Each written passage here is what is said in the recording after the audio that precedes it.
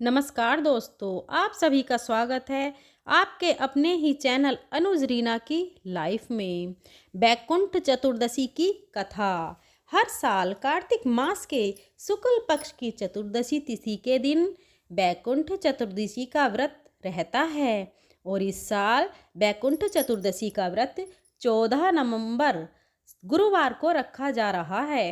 इस दिन भगवान विष्णु और भगवान शिव के निमित्त व्रत रखा जाता है। इस दिन भगवान विष्णु ने कमल के पुष्पों से भगवान शिव की उपासना की थी। मान्यता है कि इस दिन व्रत रखने से साधक के सारे पापों का अंत हो जाता है और इस दिन पौराणिक कथा का पाठ करने से तमाम कष्टों से मुक्ति मिलती है। तो आपको सुनाते हैं बैकुंठ चतुर्दशी की कुछ कथाएं। पौराणिक मान्यताओं के अनुसार एक बार भगवान विष्णु देवादिदेव महादेव की पूजा काशी में करने गए। मणिक कर्णिका घाट पर स्नान करने के बाद उन्होंने 1000 कमल पुष्पों से भगवान विश्वनाथ की पूजा करने का निश्चय किया। दीक्षा के बाद जब वह पूजा करने लगे तब भगवान शिव ने उनकी भक्ति की परीक्षा लेने के लिए एक कमल का पुष्प गायब कर दिया। भगवान श्री हरि विष्णु शिव की पूजा पूर्ण करने के लिए 1000 कमल के पुष्प चढ़ाया करते थे। आज एक पुष्प कम देखकर उन्होंने सोचा कि मेरी आंखें भी तो कमल के पुष्पों के समान हैं। मेरा नाम कमल नयन और पुंडरीकाक्ष भी है। यह सोचकर भगवान विष्णु ने अपना एक नेत्र देवादिदेव महादेव को अर्पित कर दिया। भगवान विष्णु की ऐसी अपार भक्ति से प्रसन्न होकर देवादिदेव महादेव प्रकट हुए और बोले, हे विष्णु, संसार में आपके समान मेरा दूसरा कोई भक्त नहीं है। आज कार्तिक शुक्ल चतुर्दशी अब बैकुंठ चतुर्दशी कहलाएगी और इस दिन जो व्रत करके सबसे पहले आपको प्रणाम करेगा उसे बैकुंठ लोक की प्राप्ति होगी। ऐसा कहकर भगवान शिव ने विष्णु के नेत्र को यथावत कर दिया और उन्हें आशीर्वाद स्वरूप सुदर्शन चक्र दिया, जिसकी चमक करोड़ों सूर्य के समान थी। भगवान शिव और भगवान विष्णु कहते हैं कि इस दिन स्वर्ग के दरवाजे खुले रहेंगे। यदि मृत्युलोक में रहने वाला व्यक्ति इस व्रत को करता है और कथा का श्रवण करता है तो उसे बैकुंठ धाम में स्थान मिलता है। एक अन्य कथा के अनुसार एक बार धनेश्वर नामक एक ब्राह्मण था जो सदैव बुरे कर्म किया करता था।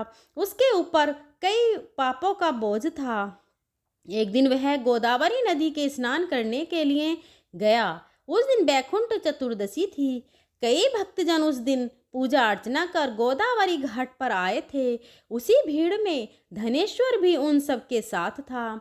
इस प्रकार पवित्र तिथि पर उन श्रद्धालुओं के स्पर्श और स्नान करने के कारण धनेश्वर को भी पुण्य मिल गया और जब उसकी मृत्यु हुई तब उसे यमराज लेकर गए और नरक में भेज दिया। तब भगवान विष्णु ने कहा कि यह बहुत पापी है, परंतु इसने बैकुंठ चतुर्दशी के दिन गोदावरी स्नान किया और श्रद्धालुओं के पुण्य के कारण इसके सभी पाप नष्ट हो चुके हैं, इसलिए इसे बैकुंठ धाम मिलेगा। अतः धनेश्वर को बैकुंठ धाम की प्राप्ति हुई। आज के ही दिन भगवान शिव सृष्टि के पालन का कार्यभार पुनः भगवान विष्णु को सौंपते हैं, इसलिए इस दिन को हरि मिलन के रूप में भी जाना जाता है। भगवान विष्णु जो कि 4 महीने की योग निद्रा के दौरान भगवान शिव की सृष्टि के संहार के अलावा सृष्टि के पालन का भी कार्यभार सौंपते हैं और बैकुंठ चतुर्दशी के शुभ अवसर पर ही भगवान शिव भगवान विष्णु को यह कार्यभार पुनः सौंपते हैं। आज बैकुंठ चतुर्दशी की कथा के साथ ही धरती माता की कथा भी सुनने का विधान है। धरती माता की कथा का अनुसार एक बार की बात है, एक बूढ़ी महिला थी जो धर्म पुण्य अधिक करती थी। वह बुढ़िया माई इतना अधिक धर्म पुण्य करती थी कि उसके पुण्य धर्म के कारण उसका घर सारा खाली हो गया।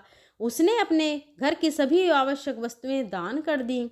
इस तरह एक दिन उसके अत्यधिक धर्म पुण्य करने के कारण धर्मराज जी का सिंहासन डोलने लगा। तब धर्मराज जी कहने लगे कि ऐसा कौन दानी हो गया जिसने धार्मिक कार्य करने के लिए सिंहासन को हिला दिया।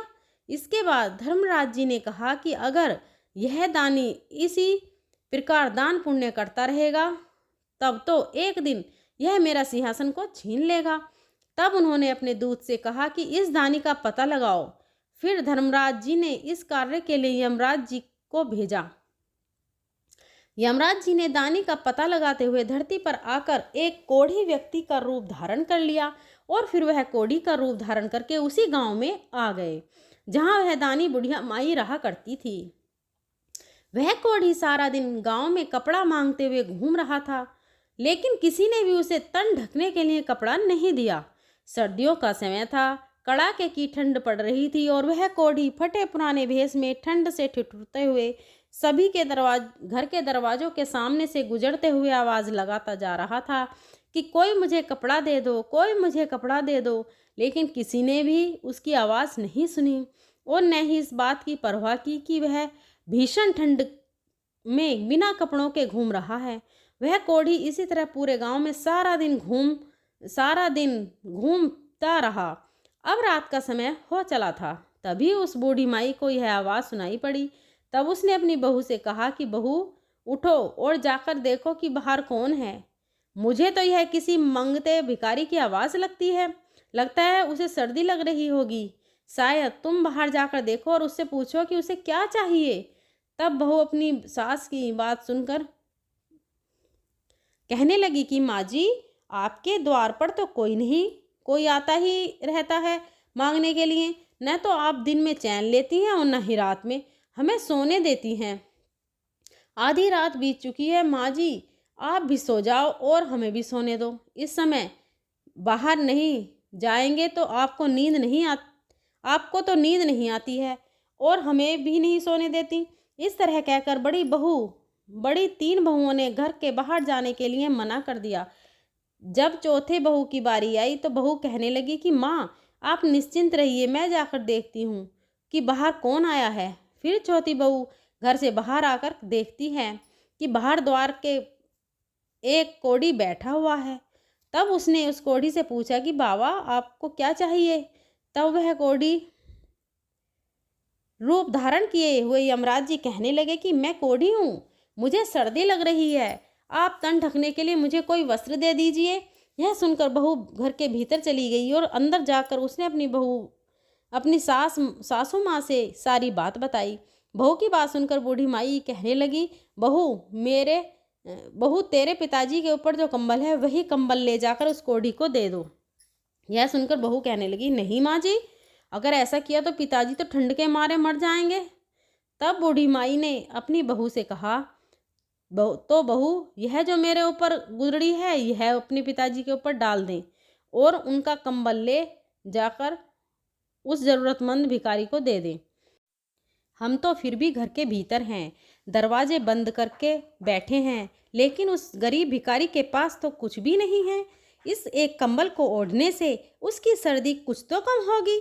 इसके बाद बहू ने अपनी सास की बात मानी और वह कंबल लेकर गई और बाहर द्वार पर बैठे उस भिखारी को दे दिया। वह भिखारी उस कंबल को लेकर वहां से चल पड़ा। इसके बाद कोढ़ी भिखारी वेश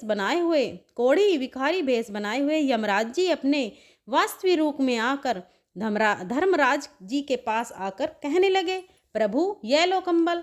गांव के बाहरी हिस्से में एक बूढ़ी माई रहती है जो बहुत अधिक दान पुण्य करती है।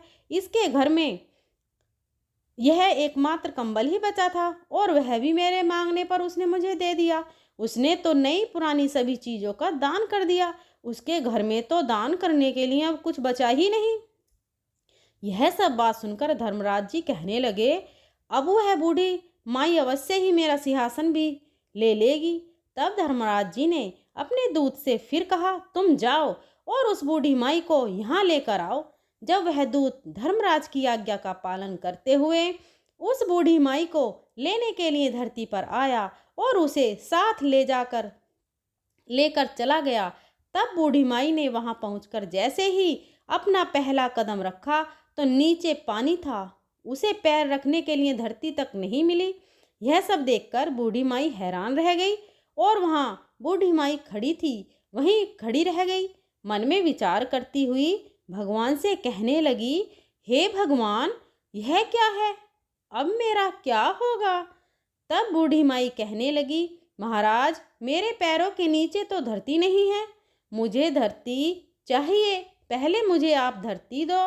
भगवान बोले, धरती तो बूढ़ी माई तुमने मोल नहीं ली, मैं तुम्हें कहाँ से धरती ला कर दूं?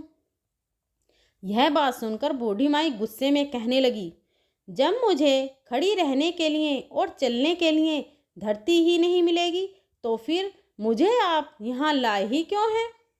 तब धर्मराज जी ने कहा, बूढ़ी माई, धरती तो जो मोर लेता है उसे ही यहाँ धरती मिलती है। अब बूढ़ी माई विनम्र स्वर में कहने लगी, महाराज, मैं तो यह सब नहीं जानती थी, धरती किस प्रकार मोर लेते हैं, मुझे यह सब बताइए। अब मैं बिना धरती के यहाँ कैसे रहूँगी और स्वर्गलोक में मेरा क्या काम? मुझे अब धरती मोर लेने के लिए सब विधि बताइए और मृत्युलोक में वापस भेज दीजिए। मैं धरती मोल लेकर ही आपके दूतों के साथ वापस आ जाऊंगी। अगर मेरे बेटे बहू ने मेरी काया को जला दिया तो फिर मेरे लिए धरती कौन मोल लेगा और कौन धरती माँ की कहानी सुनेगा? फिर तो मैं धरती मोल नहीं ले सकूंगी और न ही इस स्वर्ग का आनंद उठा पाऊंगी। इसके बाद धर्मराज जी बूढ़ी माई के धर्म पुण्य को मन में विचार करते हुए बूढ़ी माई से बोले, बूढ़ी माई, ठीक है, तुम जा। फिर यह कहकर धर्मराज जी ने अपने दूतों को बूढ़ी माई के साथ धरती लोक पर वापस भेज दिया। उधर बूढ़ी माई रात में ही मर गई थी। जब सुबह हुई तो बेटे और बहू उनके अंतिम संस्कार की तैयारी करने लगे। जब सारी तैयारी हो गई तब उसके बेटे अर्थी को उठाकर चलने लगे। अभी वह अर्थी के साथ आधे रास्ते में ही पहुंचे थे कि तभी वह बूढ़ी माई उठकर बैठ गई। बेटा, तुम मुझे यहाँ से कहाँ ले जा रहे हो? तब उसका बड़ा बेटा कहने लगा, माँ, तुम तो इतनी जल्दी भूतनी बन गई। तब बूढ़ी माई कहने लगी, नहीं बेटा, मैं तो तेरी माँ हूँ, मैं तो 7 दिनों के लिए यहाँ आई हूँ, 8वें दिन मैं यहाँ से वापस चली जाऊँगी। मुझे तो धर्मराज जी ने भेजा है। धर्म पुण्य तो मैंने बहुत किए, लेकिन धरती माता की मैंने कभी कहानी नहीं सुनी। मैंने धरती मोल नहीं ली, इसलिए मुझे वहाँ धरती नहीं मिली। मैं जहाँ भी पैर रखती हूँ वहाँ पानी ही पानी जाता है। तब मेरे प्रार्थना करने पर धर्मराज जी ने मुझे यहाँ भेजा है और मुझे यहाँ धरती माता की 7 दिन तक कहानी सुननी है। बेटा, तुम ब्राह्मण को बुलाकर आज के दिन से ही मुझे धरती माँ की कहानी सुनाना शुरू कर दो। 7 दिन कहानी सुनाकर उद्यापन करके 8वें दिन मैं यहाँ से वापस चली जाऊंगी और फिर दोबारा लौटकर कभी नहीं आऊंगी। बूढ़ी माई के बेटे यह सारी बात सुनकर असमंजस्य में पड़ गए। तभी एक बुजुर्ग पंडित कहने लगे, बेटा, तुम्हारी माँ भगवान के दरबार में जाकर आई है और अपनी काया में फिर से आ गई है। यह सब सच कह रही है। भगवान ने ही इसे यहाँ भेजा है। इसे घर ले चलो, इसे जलाओ मत। बुजुर्ग पंडित जी की बात सुनकर और समझकर सभी लोग बूढ़ी माई को लेकर घर वापस आ गए। बूढ़ी माई के घर में प्रीति रखने वाले लोगों की भीड़ बढ़ गई। वहाँ औरतें भजन गा रही थीं। जब बहुओं ने देखा कि बूढ़ी माई को वापस ले आए तब बहुएं कहने लगीं, अम्मा नहीं मरेंगी, यह तो हमें मारकर ही दम लेंगी। घर में तो इन्होंने झाड़ू लगा दी है, सुई तक इन्होंने घर में नहीं छोड़ी, दान करते करते घर में नमक की चुटकी तक नहीं छोड़ी और अब यह फिर से वापस आ गई। बहू की सारी बात सुनकर बूढ़ी माई कहने लगी, बेटा, मैं तो किसी को नहीं मार सकती, तुम सब तो मुझे निला चुके हो। अब ब्राह्मणी को बुलाकर उससे मुझे धरती माता की कहानी भी सुनवा दो।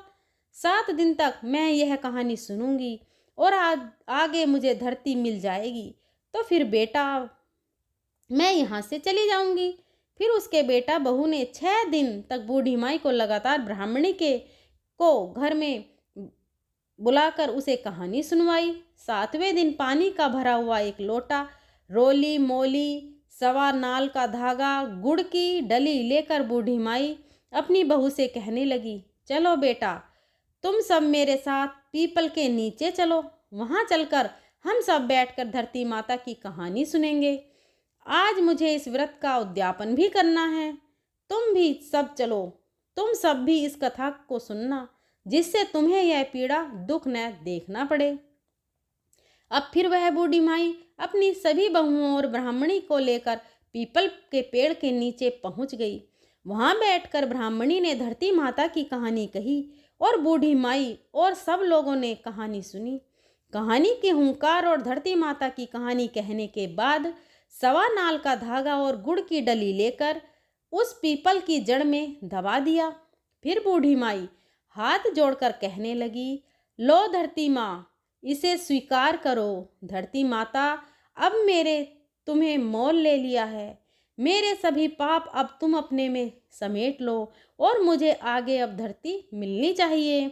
मुझे फिर वापस यहाँ न आना पड़े।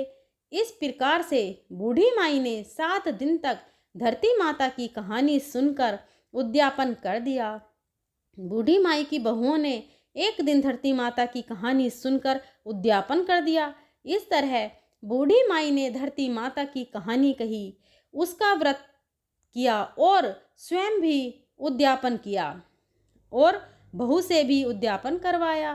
फिर जब सभी घर में वापस लौटी तो बूढ़ी माई बहू से कहने लगी, बेटियों, आज मेरा यहाँ आखिरी दिन है। आज मुझे सभी प्रकार का भोजन करा दो। मैं चली जाऊंगी और दोबारा लौटकर कभी नहीं आऊंगी। तब बहुएं उससे कहने लगी, क्या खिलाएं और कहाँ से लाएं? घर में तुमने कुछ छोड़ा है क्या? तब बड़ी बहू उन सभी को कहने लगी, कोई बात नहीं, तुम इतना कड़वा मत बोलो। मैं कुछ प्रबंध करती हूँ। मैं अभी पड़ोस में जाकर आती हूँ। माँ के करने के लायक भोजन तो मिल ही जाएगा। ऐसा बोलकर बड़ी बहू अपने पड़ोस के घरों में जाकर किसी से कुछ मांगने लगी तो किसी से कुछ मांगने लगी। इस तरह उसने अपनी सास के लिए सभी प्रकार का भोजन तैयार किया और फिर सास को जिमा दिया। तब बूढ़ी माई अपने बेटे बहुओं से बोली, बेटा, तुम सभी भोजन जीम लो। और फिर सभी ने थोड़ा थोड़ा भोजन कर लिया। तब बूढ़ी माई ने उन सब से फिर कहने लगी, बेटा, मैं कल सुबह 4 बजे यहाँ से चली जाऊँगी और अब यहाँ नहीं रहूँगी। आज मेरा यहाँ आखिरी दिन है। रात के 12 बज गए हैं। तुम सब भी जाकर सो जाओ। बेटों के मना करने के बाद भी उन सभी को बूढ़ी माई ने सोने के लिए भेज दिया। सभी अपनी अपनी जगह पर जाकर सो गए। अब अपने निर्धारित समय पर भगवान का विमान आया और बूढ़ी माई को लेकर चला गया। आगे जाने पर बूढ़ी माई को अब धरती मिल गई। अब बूढ़ी माई भगवान से कहने लगी, हे प्रभु, आप मेरी एक और इच्छा पूरी कर दो। तब भगवान कहने लगे, अब तुम्हारी कौन सी इच्छा पूर्ण करूं? तब बूढ़ी माई बोली, मेरे घर में तो मैं कुछ भी छोड़कर नहीं आई हूँ। मैंने तो सब कुछ दान कर दिया था। यहाँ तक कि मैंने गुड़, चाय, नमक ये सब तक नहीं छोड़ा। अब मेरे मरने के बाद मेरे बेटे बहू मेरा विधि विधान कैसे पूरा करेंगे?